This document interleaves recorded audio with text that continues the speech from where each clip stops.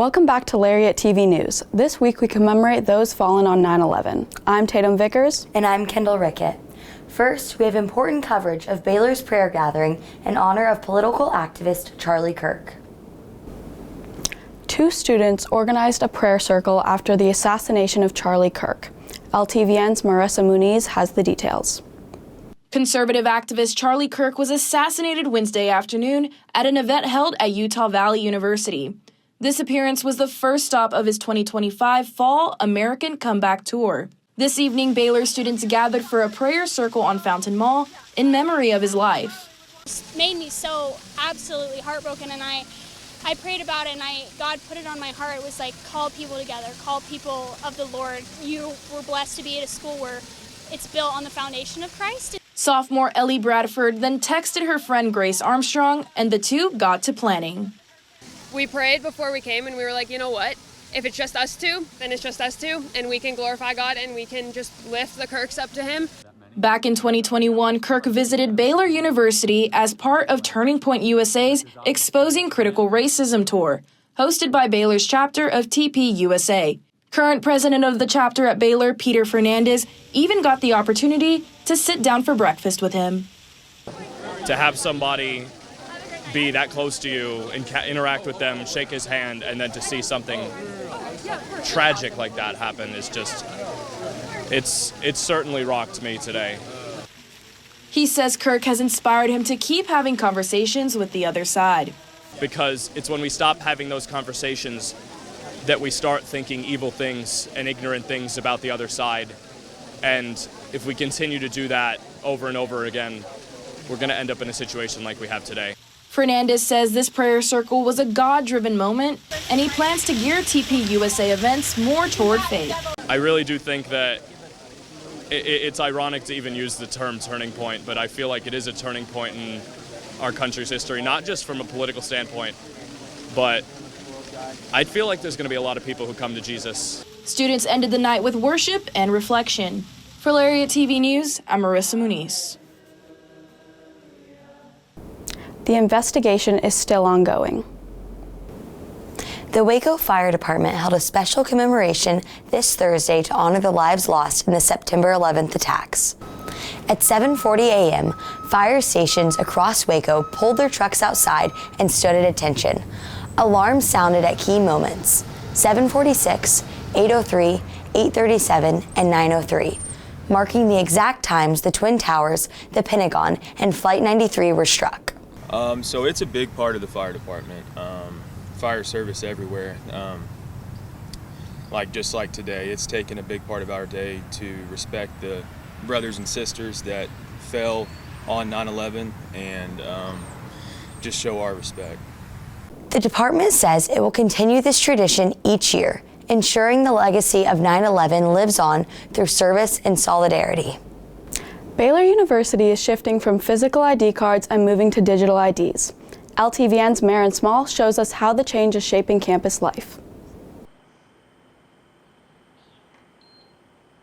Baylor University began rolling out digital IDs in the spring of 2023. Now the university transitions away from physical cards altogether. This year, the incoming freshmen did not receive a physical ID, only digital. That was really the initiative as we're seeing trends across higher education and across the nation to be able to harden our security here at Baylor University. Baylor's Public Safety Department partnered up with Information Technology Services to create an innovative and effective solution for all students and their new IDs. Keys and card swipes are the prior technology, and so anything with keys or card swipes that can be duplicated, it takes it out of the control of physical security and technological security. And so by creating a feature that would be a digital ID, it eradicates all of that ability to be able to duplicate some type of ID system like that. And so really it creates a safer environment because it really keeps the control within public safety and within ITS to be able to ensure the right people have the right access to the right location. The technology behind digital IDs has existed for several years, mostly for security purposes. It works in similar ways to how credit cards have shifted away from magnetic stripes to reduce fraud. We make sure that we're meeting all of the standard cybersecurity protections that you would expect to protect personal information. Everything from making sure the systems are scanned regularly and patched regularly to partnering with our solution providers to make sure that everything is configured in a secure manner. These new digital IDs are already being implemented in places like dining halls, classroom buildings, and other places.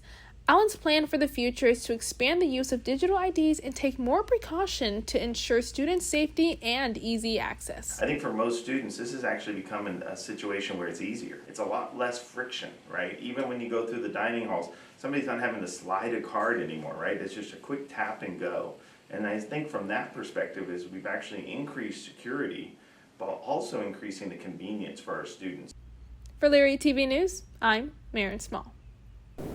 Dr. David Smith held a lecture at the Mayboard Museum Wednesday, exploring military celebrities through history. Dr. Smith featured Admiral of the Navy George Dewey and Army war hero Audie Murphy, two key figures that he has covered in his books, A New Force at Sea and The Price of Valor. He specifically discussed how Dewey and Murphy handled becoming celebrities after they came home from war. Heroes are big deals, and we need them. We need heroes because, like I said, they show us just for a minute, they show us what a virtue looks like. Baylor hosted a conversation this week on how faith and feminism can work together. LTVN's Savannah Ford has the details. Faith and feminism don't always share the same stage, but I'm outside the Draper Academic Building where a panel will bring them together for an honest conversation. Baylor's Draper Building welcomed faculty from multiple departments to share how Christianity and feminism can connect and where they sometimes conflict. I think this is just an area that we need to focus on because I feel like our society does not automatically, put these things together, Christianity and feminism, but they do have a lot of common goals, which is justice and equality for all. The discussion encouraged attendees to think about how faith and gender influence their daily lives and leadership opportunities. The lady who kind of initiated the entire panel said the question is not why should all Christians be feminists, but why are not all Christians feminists? And that panel just really truly reiterated that, and I just exactly how you were saying earlier, it was so validating hearing that and realizing that we're not alone in our thoughts with that. Those who attended said the discussion pushed them to reconsider traditional gender roles and sparked ideas for continuing the conversation across campus. For Lariat TV News, I'm Savannah Ford. A new up-and-coming app focuses on academic, professional, and personal growth. Their faith has been the biggest driving force behind the project. Baylor student Samuel Koo, alongside co-founder Marshall Nico Lawson, is preparing to launch Evolve Daily, an app designed to help college students realize their potential and find purpose early in their academic journey.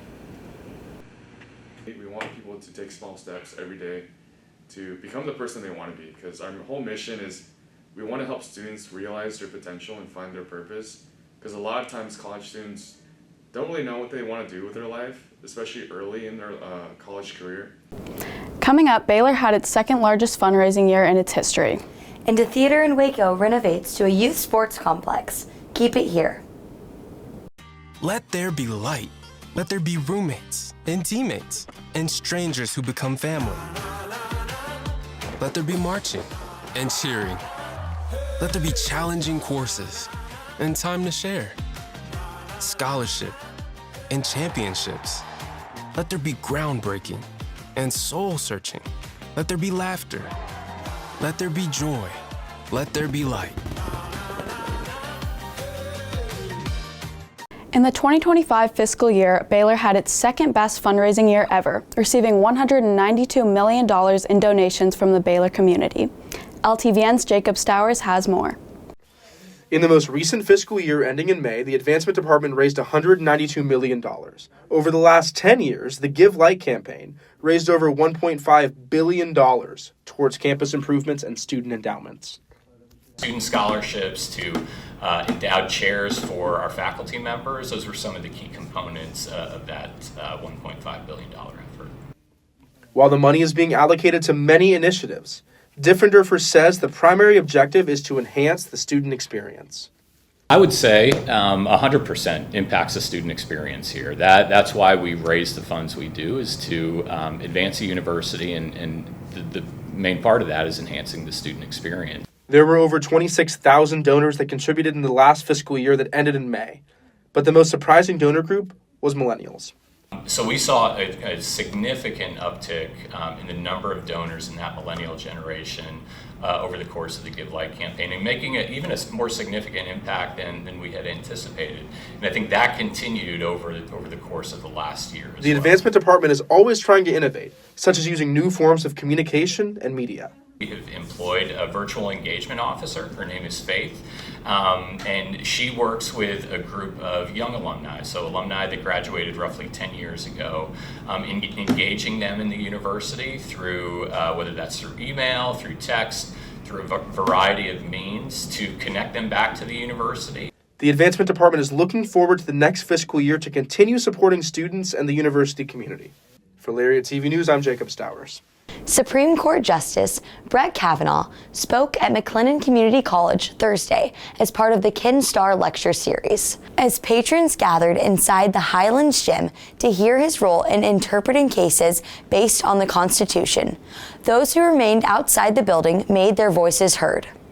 There's supposed to be three co-equal branches of government, has gotten out of whack. And in recent rulings, the Supreme Court has sort of shown a great deal of deference for the executive branch. They seem to have the philosophy that the president should be able to do whatever he wants to do, and that is not the job that they're supposed to do. They're supposed to be protecting the Constitution. As Family Weekend approaches, students are looking forward to reuniting with their parents for an important Baylor tradition.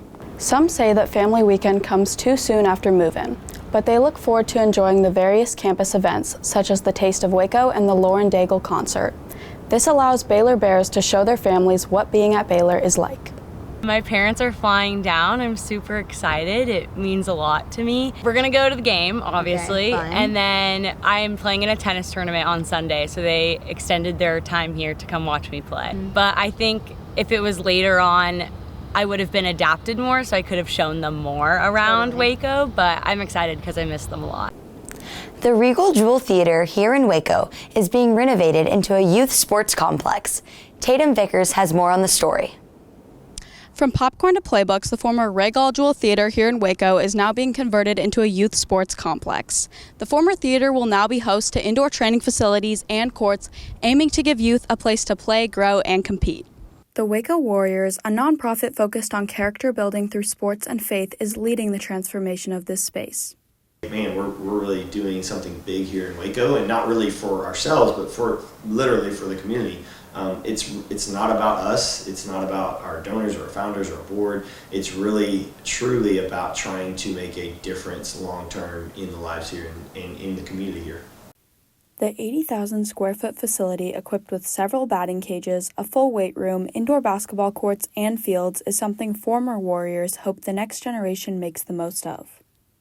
Take advantage of something like this, because that's not something that I had when I was on the Warriors, and you got this really nice facility that's being made for you to work on your skills, get to know people better.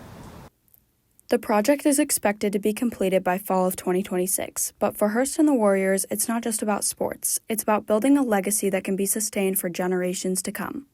For Lariat TV News, I'm Tatum Vickers. There's a new spot in town that might interest you more than you think. Kendall Rickett spins you the story. I'm here in the Silo District, where one unique shop is opening its doors to the Waco community. I personally think it's going to be really great because I know my sister's in college. She's either always in need of cash or always in need of new clothes, and she hoards clothes too, so it's really good to be able to bring everything here, be able to get a clean out, especially in the dorms. Just make some more space for new stuff, get some more cash for new stuff, or just get some cash for anything, just living, food. With Waco's college population, Uptown Cheapskate offers students a place to sell clothes and help the environment by recycling fashion. We are very environmentally friendly, trying to keep fast fashion out of the oceans and everything. We're recyclable. We are always needing clothes for sure. So we loved that we had the opportunity to come here to Waco to be close to the colleges and be able to get some great items from college students and be able to resell them and give them some cash also. The shop will be just 3 blocks south from Magnolia and around other shops, giving the community another option to thrift for used items. For Lariat TV News, I'm Kendall Rickett. For most Baylor students, rugby isn't the first sport that comes to mind, and it's often thought of as a game for men. Senior Katie Rainey is challenging that perception. She's using the sport not only to break barriers, but also to build friendships, strengthen teamwork, and create a lasting sense of community both on and off the field. For her, rugby is more than a game. It's a way to open doors and change perspectives.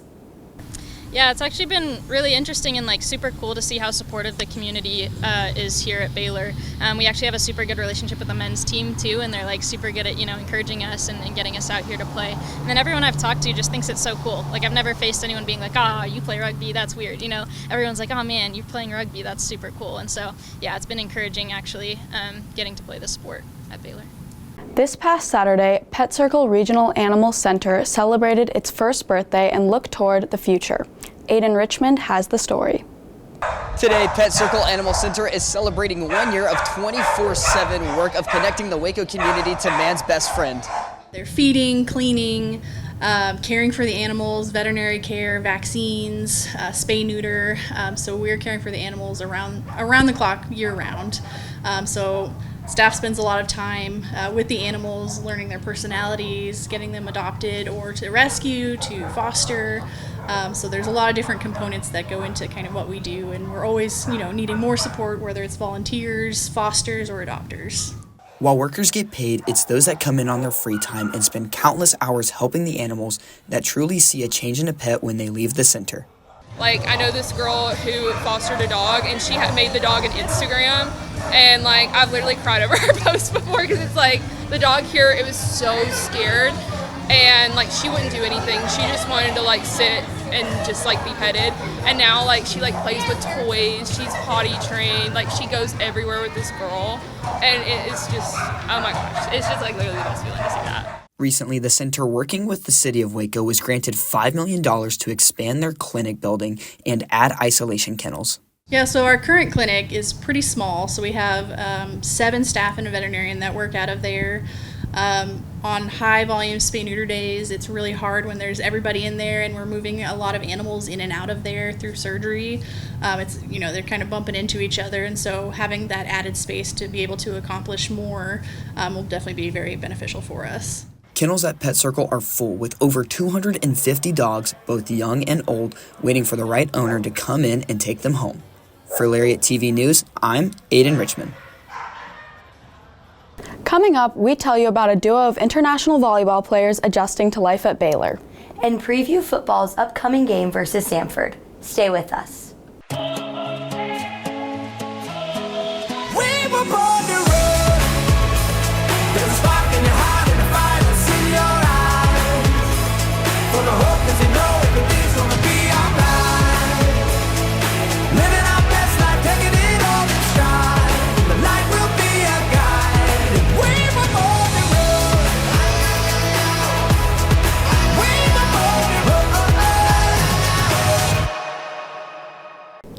Being a student athlete is already challenging, but imagine moving halfway across the world to compete in your sport. That's exactly what 2 new volleyball players are doing. Claire Marie Scott brings you the Lariat exclusive. Baylor Volleyball has 2 new faces on its team, Anastasia Nikolnikova and Ksenia Rakmanchik. Both athletes have unique stories they bring to the team as they are both international students. Anastasia is from Ukraine while Ksenia is from Belarus. Their unique circumstances have allowed them to connect on the court, especially when it comes to language. Sometimes when I didn't understand something, she like help me. So, but in team we were trying to speak in English because it's like easier for our teammates. Both Anastasia and Ksenia have played volleyball for years, but that wasn't the first sport Anastasia showed interest in. She grew up swimming in Ukraine before getting discovered by a coach. Local volleyball coach saw me, and like she was super excited. She's like, please, you need to try it. Like, you need to try it. You need to come here. And I came to practice, and literally since day one, I absolutely fell in love with this sport. Hopes are high for Baylor this season as they are ranked 20th in the nation. Even though the team is locked in, there is still room for joy throughout practice. Been serious, we're locked in, but we still have this like glimpse of fun. We enjoy each other's company on the court. We play for each other, and it's just fun, you know. It's just fun to go there and play. Moving across the world to a new country has been challenging for Ksenia, but she has felt support from her teammates and coaches. Really appreciate that team and coach staff for me did and do. Like, they're really kind with me and they help with everything, not about like in the court, like everywhere. Baylor will be on the road this weekend to face Florida on Sunday. For Lariat TV News, I'm Claire Marie Scott. Riding high off its win over SMU, football hosts the Sanford Bulldogs for their first meeting since 2002. Sanford is 0-2 to start the season with losses to the Citadel and Chattanooga. The last time they visited Waco, the Bulldogs lost 50-12. In their final game before starting conference play, the Bears are hoping to put in another dominant offensive performance. Despite giving up over 450 yards and 45 points, Baylor's defense bowed up when it mattered. So it was really cool to see just the response to adversity, and that's something that doesn't just show up on a Saturday. That's built all the way back in January with Coach Vic in the weight room. And so I was just really proud of them because whatever, came in our way, they just attacked everything that was there. And it was really cool to see them step up like that at the end. Kickoff is set for 11 a.m. Fans can watch on ESPN+. One freshman volleyball player has already been making her mark in the Big 12. I sat down with Morgan Madison to get her perspective on the start of the season. In her college debut, Morgan Madison made an immediate impact on the court. The freshman outside hitter has quickly become a standout in the Big 12. Her humility reflects the team-first mindset she brings to Baylor volleyball, and it is that attitude that's helped propel her to early success. It was very surreal, to even think that my first weekend opening would end in that honor, and I'm just very grateful because the Big 12 is so high competitively, so there's a lot of other freshmen that probably deserve that, so it meant a lot to me that I got that. After a successful win against Rice, Madison speaks on how the team feels. I think our team is so good chemistry-wise, and we're really good about getting hyped, so I think we do a really good job of staying consistent in that, and even if we're down, I know we're going to be cheering the whole time because I think the love for this team, everyone loves each other so much, so we express it by cheering. Madison delivered an impressive performance in the 3-set sweep and says following the scout report was key to the win. Definitely great. We knew Rice was going to come in and probably be our hardest match yet, and I thought we did a great job sticking to the game plan, the scouting report. They're really good, and so to sweep them was really nice at home. The Lady Bears hope to carry that momentum into conference play as it opens Big 12 play with the UFC on Tuesday. For Lariat TV News, I'm Brooke Cranford. Cross country is racing full speed ahead as the Bears started their season with the UTA Invitational last weekend. Baylor recorded multiple top 10 finishes with the women finishing 4th and the men finishing 7th in the 5K. Individually, sophomore Ella Perry came in 6th with time just under 18 minutes. Transfer Mackenzie Brown finished in 8th with a time of 18 minutes and 5 seconds. With the season in full swing, Coach Barnett is encouraging his athletes to have confidence, especially with the Big 12 being particularly tough. I want to put the athletes in a position that they can do as well as possible. I want people to get to November and December and not look back on what might have been if they had been at their best, So that's my goal, is to keep them healthy, help them become more and more confident. And in the Big 12, which is, I think, the toughest conference in the country, just more and more feel like they belong. The Bears have a bit of a break before heading to Missouri for the Gaines Creek Classic on September 26th. Coming off a strong start to the season, Baylor women's golf finished second at the Folds of Honor Collegiate, while the men's team had a tougher outing, placing 11th. The women's team closed out the 3-day event at American Dunes Golf Club with a +10 overall score, just 3 strokes behind tournament winner Texas A&M. Salih Omar led the way for the Bears, finishing 6th overall on Tuesday. Amelia Wan and Yurang Lee placed in the top 20 to help propel Baylor to 2nd place. On the men's side, Alex Hurd shot a final round 67 to lead the team and finish 11th individually, jumping 25 spots on the final day. The Bears finished 32 over par as a team to place 11th overall.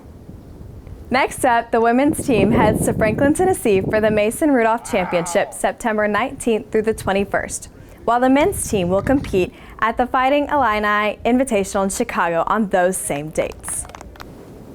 That wraps it up for sports this week. Stay tuned on all Lariat social medias for continuous updates on your favorite teams. Back to you, ladies. Thanks, Brooke. That closes out our newscast this week. Make sure you're keeping up to date by following all our Baylor Lariat socials. We hope to see you next Friday. And until then, have a safe week. And as always, sick 'em Bears.